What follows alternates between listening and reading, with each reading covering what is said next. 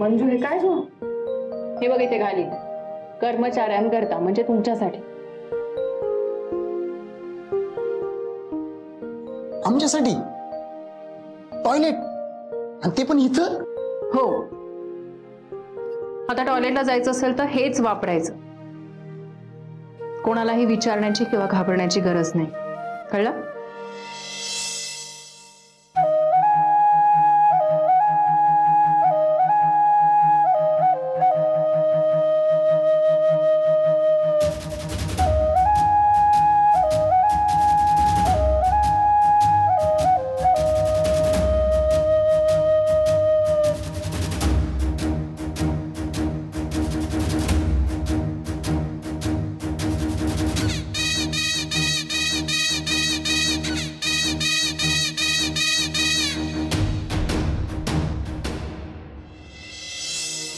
माझी देव ना खूप हट्टी आहे. तुम्हाला त्रास देते का? नाही ग, खरंच नाही, उलट काळजी वाटते तिची मला, एवढंच. मालतीताई, देवचे बाबा अचानक गेले आणि त्याचा खूप मोठा धक्का बसला होता तिला. तिला त्या धक्क्यातनं बाहेर काढणं खूप महत्वाचं होतं. तिच्या बाबांची कमी तिला जाणवू नये म्हणून तिला हवं होतं ते सगळं देत गेले मी. काही कमी नाही पडू दिलं. देव आज अशी वागते ना, यात तिची कमी आणि माझी जास्त चूक आहे. आपण आपल्या मुलांना हवं ते देत राहतो, पण अपयश कसं पचवायचं हे मात्र शिकवायचं राहून जातं. ते जर वेळीच केलं असतं ना मी, तर कदाचित आज देवयानी. मॉम, त्या मंजूने लिमिट क्रॉस केलीये. स्वतःला घराची मालकीण समजायला लागलीये ती. तुमची सुद्धा काही किंमत राहिलेली नाहीये तिला. तुम्ही आत्ताच्या आत्ता चला माझ्या बरोबर आणि तिला घराबाहेर काढा. धक्के मारून घराबाहेर काढायला पाहिजे तिला. देऊ, किती रागराग करतेस ग? Mumma please, you stay out of this, okay? Devani तू शांत हो बरं. मला सांग काय झालंय? मॉम, त्या मंजूनी घरातलं टॉयलेट नोकरांसाठी ओपन केलंय, तसा बोर्ड लावलाय तिने. काय? काही नकोय मला. अन्नाचा एक कण सुद्धा खाणार नाहीये मी. जीजी, असं करून कसं चालेल? का नाही खाणारेस तू? देशमुखांचं काही नकोय मला. किती बोलले मला ते. कोण? अरे कोण काय हर्षा, तुझे वडील किती रागवले. काय चुकीचं केलं होतं मी? हे देशमुख म्हणजे ना जमदग्नीचा अवतार आहेत नुसता. अगदी खरंय, पण देशमुखांच्या सुना पण काय कमी नाही आहेत. तुझी नातून किती भांडली माझ्याशी माहितीये. बरं झालं, आमची हिंमतच नाही झाली कधी. पण तुझी बायको चांगली खमकी आहे. देशमुखांना अशीच हवी. मला जर असं वागायला जमलं असतं ना, तर कालिंदीवर ही वेळच आली नसती. सोसावं लागलं रे तिला. जीजी, अगं तुझ्या मनामध्ये नक्की काय दडलंय? कसली सहल आहे? आता तरी मोकळे होऊन सांग. कोणी अन्याय केला तुझ्यावर? तेव्हा नक्की काय झालं होतं? माझं सोड रे, पण खरा अन्याय कालिंदीवर झालाय. ते तर बदलू शकत नाही मी. आणि माझं काय चुकलं होतं? मी फक्त तिला हळदी कुंकाला बोलवलं. हक्कच होता तिचा तो. पण त्यासाठी एवढा गळजो. हे कोणी लावलं इथे? मी लावलं. आमच्या घरात येऊन ह्या असल्या गोष्टी करायचा हक्क कोणी दिला तुला मंजू? नाही, या घरातले निर्णय घ्यायचा हक्क मला नाहीये याची कल्पना आहे मला. पण माणसाच्या ज्या बेसिक गरजा असतात त्या सगळ्यांना समान असतात, हो ना? मला मान्य आहे हे इथे काम करायला येतं, त्यामुळे यांनी 1 मिनिटही वाया घालवला तर कोणाचीही गैरसोय होऊ शकते. आणि म्हणूनच देवयानींनी सुमनला बाथरूमला जाण्यापासून अडवलं, हो ना देवयानी? त्यामुळे खरं तर ह्यांचं बाथरूम दूर असणं हा यांच्यावर नाही, तुमच्यावरच अन्याय आहे. त्यामुळे मी असा निर्णय घेतलाय की आजपासून हे इथलं टॉयलेट वापरते. तसंही प्रत्येकाच्या खोलीत स्वतंत्र टॉयलेट बाथरूम आहेच की, आणि हे इथलं गेस्ट रूम मधलं बाथरूम कुणीच वापरत नाही. त्यामुळे कोणाचीही गैरसोय होणार नाही आणि देवयानींना परत असंही वाटणार नाही की हे काम सोडून उगाचच बाहेर गेले. आणि मॉम, तुम्हाला तर माहितीच आहे, जसा पगार घेऊन दिलेलं काम चोख करणं हे बंधन नोकरांवर असतं, तसंच त्यांच्या बेसिक गरजा पूर्ण करण्याची जबाबदारी ही मालकावर असते. ठीक आहे. हे टॉयलेट जर त्यांनी क्लीन ठेवलं नाही तर पुन्हा त्यांना सर्वंट क्वार्टर्सच्या टॉयलेटमध्ये जावं लागेल.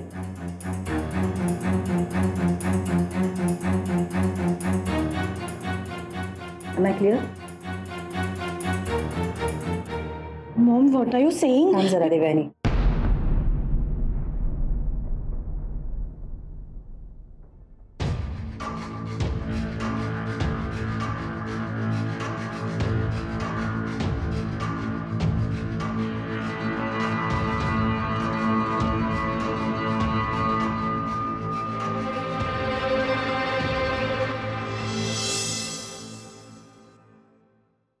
म्हणजे अगं तू किती मोठी गोष्ट केली आमच्यासाठी माहितीये का तुला? मोठी वगैरे काही गोष्ट केलेली नाहीये मी, आणि समानतेचा हा लढा अशा छोट्या छोट्या गोष्टींमधूनच जिंकता येतो. लोक म्हणतात ते खरं आहे ना, मुलगी शिकली की प्रगती होतेच. सुमे, तू पाहिलंस ना, आज मॉम माझ्यावर चिडल्या नाहीत किंवा त्यांनी वादही नाही घातला. उलट मी जे म्हटलं ते त्यांनी मान्य केलं. ही गोष्ट शौनकला सांगायला हवी. मी आलेच.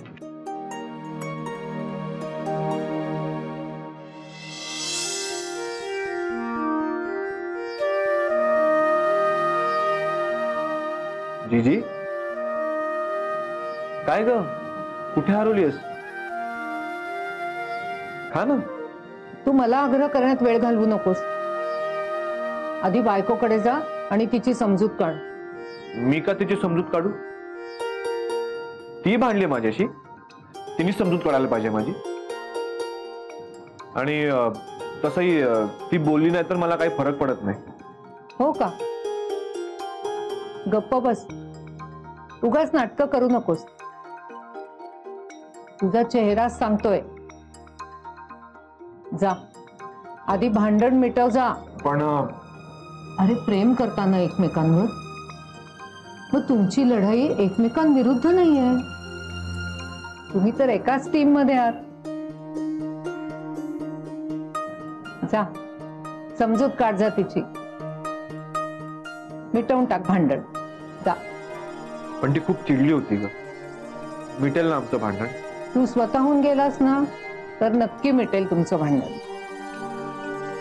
जा. मी आलोच.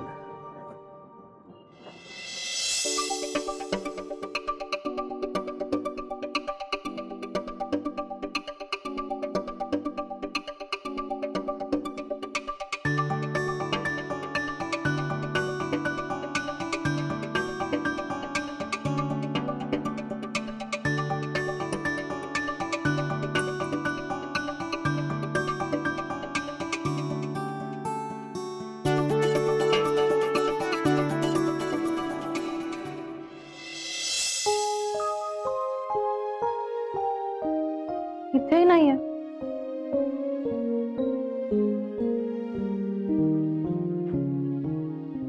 शी बाबा,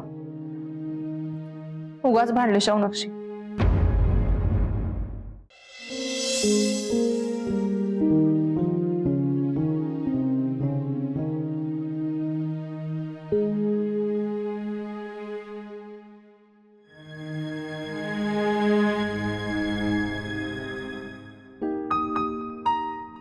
काय? मला टेन्शन यावं म्हणून मुद्दाम वागलात ना हे? जा आता, मला नाही बोलायचं तुमच्याशी. मलाही नाही बोलायचं तुझ्याशी.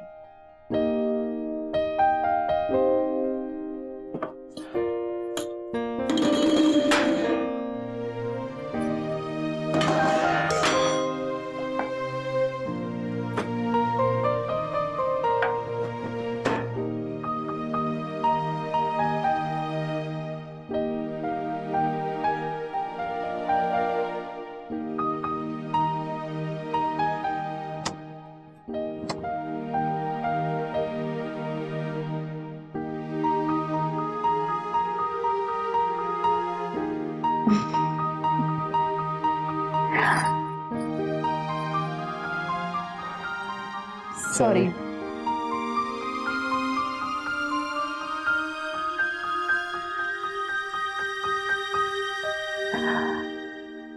जाऊ दे, झालं गेलं गंगेला मिळालं. मंजिरी, पण आपण असं भांडत राहायला पाहिजे का? म्हणजे आपल्याला कळेल की भांडलं की कसं होतं. म्हणजे आपण एकमेकांपासून कधीच दूर जाणार नाही. मॉम, मॉम, माझं काही चुकलंय का? मी नकोशी झालीये का तुम्हाला? या घरातून जायला हवीये का? नाही तसं असेल तर सांगा मला, मी निघून जाते. पण घरातल्या नोकरांसमोर माझा असा अपमान नका करू प्लीज. अगं काय बोलतेस देवयानी? कधी अपमान केला मी तुझा? मग मगाशी झालं ते काय होतं मॉम? तुम्ही त्या मंजूची बाजू घेतली. सून म्हणून तुम्ही माझी बाजू घ्यायला हवी होती. पण तुम्ही तर उलट त्या घाणेरड्या नोकरांना घरातलं टॉयलेट वापरण्याची परमिशन देऊन टाकलीत. का? या घरासाठी मी काहीच ठरवू शकत नाही का? देवयानी, हे जे काय मला करावं लागलंय ना, हे तुझ्यामुळेच करावं लागलंय. तू जे काय करतेस ते अविचाराने करतेस. म्हणजे देवयानी, आपण देशमुख आहोत, मालक आहोत. म्हणजे मूर्ख नाही आहोत, अमानुष नाही आहोत. अगं शरीर धर्म म्हणून काय असतं की नाही? हा, आणि त्याच्यात काही भेदभाव नसतो. श्रीमंत गरीब सगळे सारखेच असतात. पण हे काहीही लक्षात न घेता तू उगाच सुमनला बाहेर जायला बंदी केलीस. तू जर तसं केलं नसतंस तर ती बाहेर गेली असती त्यांच्या टॉयलेटमध्ये. तू उगाच नियम बदललास आणि त्यामुळे मंजूला हे करावं लागलं.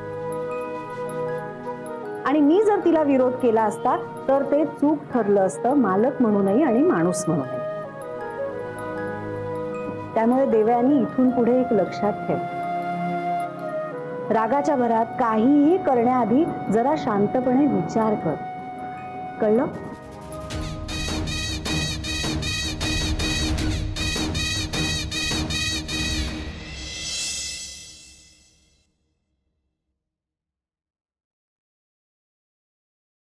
मंजू,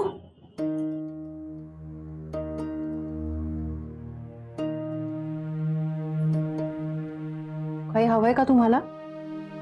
कसं वाटतंय आता इथे येऊन? काही हवं असेल तर मला सांगा. ऑपरेशन नंतर काळजी घेणं खूप महत्वाचं असतं. लाघवी आहेस. समोरच्याला शब्दाच्या मोहात पाडू शकतेस. म्हणजे असं का बोलताय तुम्ही? तू का वागतेस असं माझ्या मुलीशी? हे बघ मंजू, तुझा माझा काहीही संबंध नाही आणि काही संबंध यावा अशी माझी इच्छाही नाही. पण तुझ्यामुळे माझ्या मुलीच्या आयुष्यातला आनंद नष्ट झालाय आणि तू नाही, मला कल्पना आहे त्याची आणि मला खरंच खूप वाईटही वाटतं त्याबद्दल. पण जे काही झालं ते मी मुद्दाम नाही केलं. गोष्टी आपोआप घडत गेल्या आणि त्यात कोणाचं चुकलंय कोणाचं बरोबर आहे मला खरंच माहित नाही. पण तू देवयानी आणि शौनकच्या मध्ये आलीस हे तर खरं आहे ना? मला खरंच मनापासून माफी मागायची त्यांची. पण आणि तुला काय वाटतं माझी मुलगी तुला माफ करेल? तू ओळखत नाहीस तिला पूर्ण. तिचं फक्त शौनकवर प्रेम नाहीये, ते तिचं ऑब्सेशन आहे. तू तिच्यापासून तिचं प्रेम नाही हिरावून घेतलंयस, तिची आयडेंटिटी नष्ट केलीस. आणि हे ती कधीच खपवून घेणार नाही. ती आज जसं वागतेय ना, त्याचं कारण हे आहे. मला कधी कधी वाटतं देवयानीला वेळ लागेल. मंजू, एक आई म्हणून मी तुला विनंती करते, तू शौनकला सोड. माझ्या मुलीच्या आयुष्याचा प्रश्न आहे. तू त्या दोघांच्या आयुष्यातून निघून गेलीस ना, तर कदाचित माझी देव पुन्हा पहिल्यासारखी आनंदी होईल. तुम्हाला हे असं का वाटतंय हे मी समजू शकते. वरकरणी बघता देवयानी दुःखी होण्याचं कारण मीच आहे. पण आता तुम्हीच म्हणालात ना, शौनक त्यांचं प्रेम नाही तर त्यांचं ऑब्सेशन. मग तुम्हाला खरंच असं वाटतंय की मी जर शौनकच्या आयुष्यात आलेच नसते तर ते दोघं सुखी राहू शकले असते? शौनक जसे आहेत तसं देवयानींनी त्यांना एक्सेप्ट केलं असतं, किंवा देवयानी ज्या पद्धतीनं जगतात त्याची जगण्याची पद्धत शौनकना मान्य झाली असती. मी शौनकच्या आयुष्यात येण्याआधीही त्यांच्यात खटके उडतच होते की. कदाचित तुम्हालाही असंच वाटत असेल की जे काही झालं ते चांगलंच झालं. लग्न होण्याआधीच सगळ्या गोष्टी स्पष्ट झाल्या. खरं तर देवयानी खूप टॅलेंटेड आहे. म्हणजे मला कधी कधी खूप हेवा वाटतो त्यांचा. माझ्याकडे कुठलीच कला नाहीये, पण देवयानी इतक्या सुंदर आहेत, हुशार आहेत, एवढं जग फिरले. त्यांनी मनात आणलं तर काय नाही करू शकत त्या. हे सगळं मला समजत नसेल का मंजू? पण तिला हे काही दिसतच नाहीये. तिला फक्त शौनक एके शौनक दिसतो. जे तुला समजू शकतं ते माझ्या मुलीला कसं समजावून सांगू मी? वाव,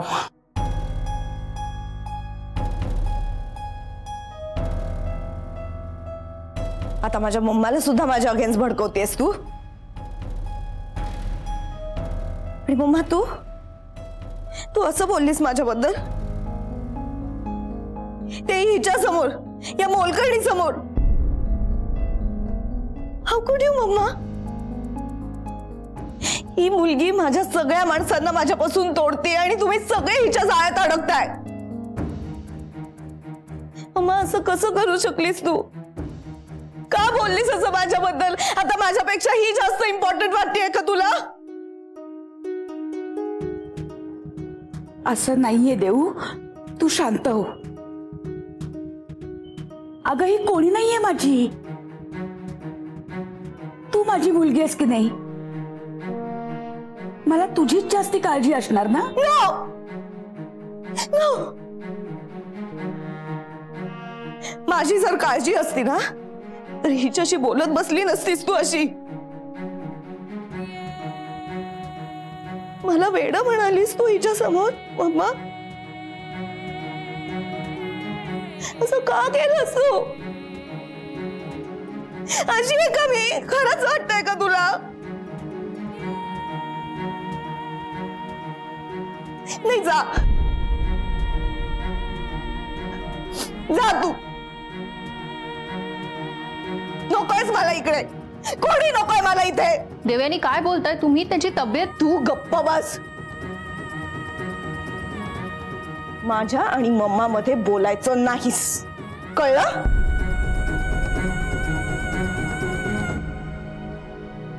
वेडी वाटते ना मी तुला? माझं वागणं सगळं विचित्र वाटतंय ना? मग का राहतेस इथे माझ्या घरी? जा ना तू, तुझ्या घरी जा ना. नको थांबूस इथे. तसंही तुला काही लागलं तर ही आहे ना तुझी काळजी घ्यायला. मी कोणीच नाहीये ना तुझी, हीच आवडते ना तुला. मग जा इथून तू आत्ताच्या आत्ता. नकोच तू मला. तर मागच्या वेळी आपण तुमचा मोरोक्को पर्यंतचा प्रवास डिस्कस केला होता. नंतर तुम्ही आफ्रिकेचा प्रवास सुरू केलात. तुम्ही नॉर्थ आफ्रिकेला गेला असणार, राईट? जगदीश, मला तुमच्या प्रवासाबद्दल सांगा ना. बर, तू मला असं सांग की अशी कुठली गोष्ट आहे की जगभर प्रवास करून कायम एका कोपऱ्यात असते? नाही नाही, मला माहित नाहीये. तुम्ही मला मोरोक्को बद्दल सांगा. नाही आधी तू माझ्या प्रश्नाचं उत्तर दे, त्याशिवाय मी काही सांगणार नाही.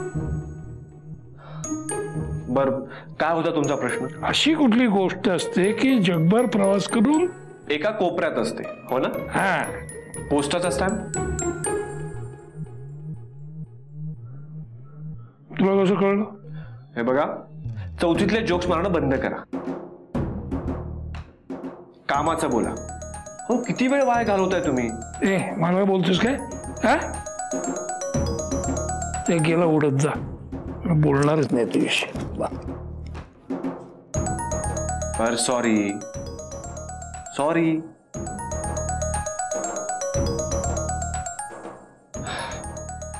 हे बघा, हाताची घडी आणि तोंडावरचं बोट काढा.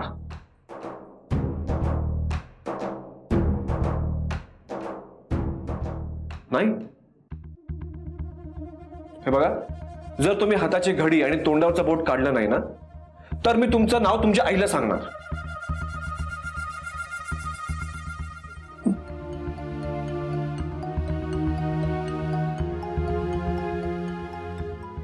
नाही म्हणायचं मी आईला. मृदुस्पर्श होता तिचा. तिच्या कुशीत जशी झोप लागायची ना,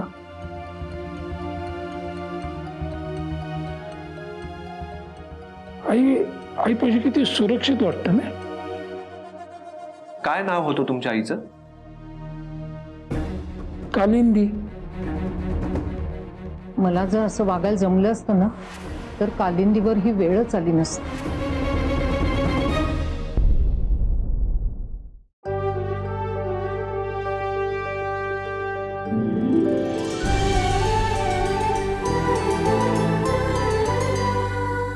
अधिक माहितीसाठी सोनी लिव्ह ॲप डाउनलोड करा. Sony Liv, we live to entertain.